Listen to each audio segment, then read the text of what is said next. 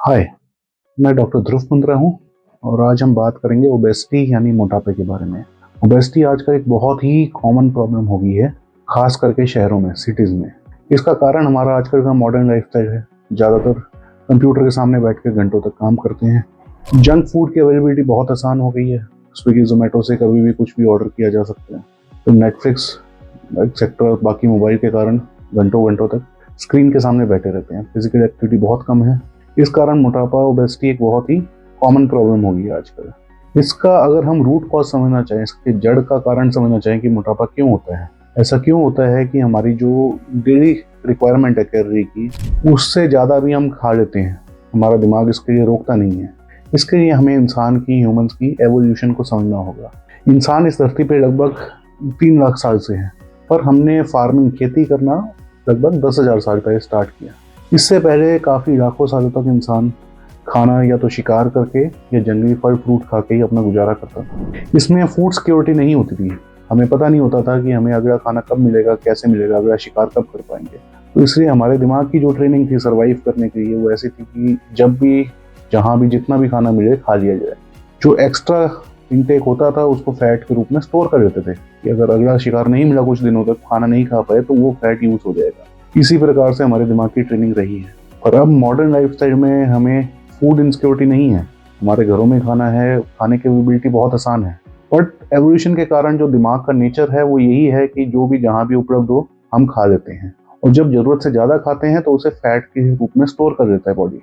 अब एक लिमिट से ज़्यादा अगर फैट हो जाए बॉडी में तो उसके जो नुकसान होते हैं, हेल्थ पे इफेक्ट होता है, जैसे डायबिटीज़, हाइपरटेंशन, ये बहुत कॉमन है। ये कारण हमारा है कि हमें, जैसे पानी एक लिमिट से ज़्यादा हम नहीं पी पाते क्योंकि हमारी बॉडी में पानी स्टोर करने का कोई भी मैकेनिज्म नहीं है। एक्स्ट्रा कैलोरीज को फैट में स्टोर किया जाता है, इस कारण ओबेसिटी हो जाती है। अब ओबेसिटी को मैनेज करने के लिए, वेट लॉस करने के लिए जो टाइम टेस्टेड तरीके हैं, मेनली डाइटिंग और एक्सरसाइज, वो काम करते हैं। पर इनमें दिक्कत क्या है, इसके लिए बहुत ज़्यादा डिसिप्लिन चाहिए। रेगुलर आपको डाइट और एक्सरसाइज के लिए खुद को मोटिवेटेड रखना बहुत ज़रूरी है। जो आमतौर पे देखा गया मेरे पेशेंट में, इनिशियल वेट लॉस होता है बट लॉन्ग टर्म टिकाऊ नहीं रह पाता, बिकॉज जो इतने सालों का हमारा ब्रेन का एवोल्यूशन हुआ है, उसको, उस नेचर को चेंज कर पाने के लिए बहुत ही और स्ट्रिक्ट मोटिवेशन की जरूरत है। अगर ये खुद से नहीं हो पा रहा, मेडिकल उपाय उपलब्ध हैं। जो ऑपरेशन द्वारा इसमें हेल्प की जाती है उसको बैरिएट्रिक सर्जरी कहते हैं। जैसे फॉर एग्जांपल अगर हम स्लीव गैस्ट्रेक्टमी लें, इसमें क्या किया जाता है, दूरबीन से ऑपरेशन करके आपके स्टमक का या पेट का एक हिस्सा काट के निकाल दिया जाता है, जिससे स्टमक का साइज ही छोटा हो जाता है। तो थोड़ा खाने से ही पेट भर जाता है। बाकी जो एनर्जी रिक्वायरमेंट होती है, बॉडी जो फैट स्टोर किया हुआ है उसको यूज करके पूरा करती है। बट इसमें समझना होगा, ये कोई शॉर्टकट नहीं है और ये कोई फुल प्रूफ तरीका भी नहीं है। सर्जरी बेहोश करके की जाती है। सर्जरी के अपने कॉम्प्लिकेशंस, उसका रिस्क, एनेस्थीसिया के कॉम्प्लिकेशन, उसका रिस्क इसमें रहता ही है। इसका लॉन्ग टर्म रिजल्ट तभी मिलता है जब खुद से मोटिवेटेड हो। देखिए, इनिशियल वेट लॉस सर्जरी के बाद ऑलमोस्ट हर मरीज का होता है, बट उसके बाद आपकी अपनी थिंकिंग कैसी है। कुछ मरीज होते हैं जो कि 120 से 130 किलो पे जिम, एक्सरसाइज, वॉक वगैरह नहीं कर पाते। अब सर्जरी के बाद अगर उनका वेट 25-30 किलो कम भी हो गया, उसके बाद वो ये सारी एक्टिविटीज आसानी से कर पाते हैं। अगर वो सेल्फ मोटिवेटेड हैं कि उनको लगता है मेरा वेट कम हो गया, मुझे आगे भी कंटिन्यू रखना है, हेल्दी लाइफस्टाइल पे आ जाते हैं, एक्सरसाइज वगैरह रेगुलरली करते हैं, तो उनका जो वेट लॉस हुआ है वो मेंटेन रहता है। बट अगर मरीज की थिंकिंग ऐसी है कि अब तो मेरी सर्जरी हो गई है, अब मेरा वेट कभी नहीं बढ़ेगा, तो वो तरीके ढूंढते हैं फिर कि रोटी तो ऑपरेशन के बाद 2 से ज़्यादा नहीं खाई जाती, बट आइसक्रीम खा सकता हूँ, कोल्ड ड्रिंक पी सकता हूँ।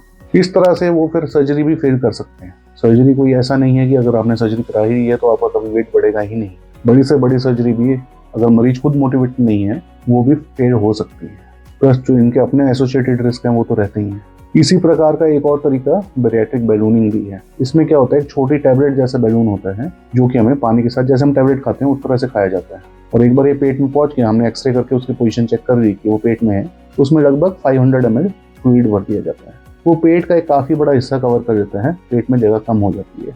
मैकेनिज्म मोर और लेस वैसे ही है कि पेट का साइज छोटा करना है तो आप खाना कम खा पाओगे, तो जो आपकी बॉडी की बाकी रिक्वायरमेंट है वो बॉडी जो उसने फैट स्टोर की हुई है उसको यूज करके करेगी और वेट कम होगा। कुछ महीनों बाद, लगभग 4 से 6 महीनों बाद, ये बैलून अपने आप ही श्रिंक होके मोशन के साथ निकल जाता है। इसको निकलवाने के लिए अलग से कुछ नहीं करना पड़ता। बट अगेन, ये एक टेम्परेरी सॉल्यूशन है। इसमें एनेस्थीसिया सर्जरी का कुछ रिक्वायरमेंट नहीं है, इसमें कोई मेडिसिन या केमिकल या परमानेंट चेंजेस नहीं है बॉडी में। इसका लॉन्ग टर्म बेनिफिट का मैकेनिज्म ये सोचा गया है कि कुछ महीने तक अगर आप लिमिटेड क्वांटिटी में भी फूड खा के कंटिन्यू कर पा रहे हैं तो धीरे धीरे ब्रेन की ये ट्रेनिंग हो जाती है कि थोड़े खाने से भी काम चल जाता है, तो फिर जो ओवर ईटिंग की हैबिट है वो छूट जाती है। बट अगेन इसमें भी सेल्फ मोटिवेटेड होना बहुत जरूरी है। एक बार 4-6 महीने बाद ये बैलून निकल गया एंड फिर आपकी कैपेसिटी वही पुरानी हो गई, आप फिर से वैसे ही पहले की तरह खाने लग गए, तो जो भी टाइम ड्यूरेशन में वेट लॉस हुआ है वो सारा का सारा वेट वापस रीगेन हो सकता है।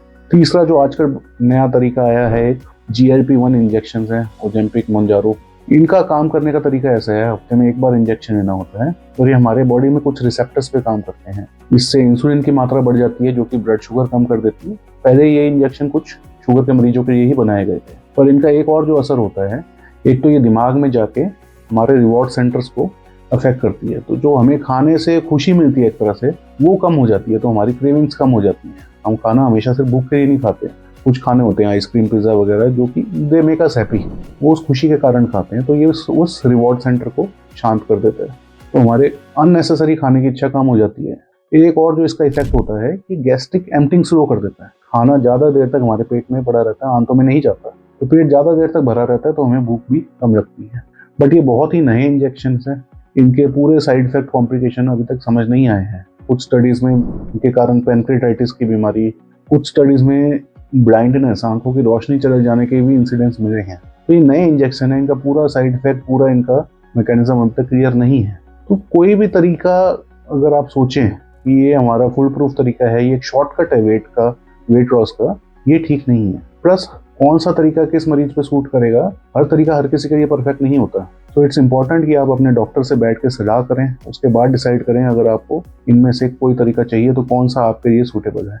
प्लस अंदर से इच्छा शक्ति होना, अंदर से मोटिवेशन होना, डिटर्मिनेशन होना बहुत जरूरी है। तभी अगर आप इनमें से कुछ नहीं, उस पर लॉन्ग टर्म आपको लाइफ लॉन्ग इफेक्ट मिल पाएगा। Thank you.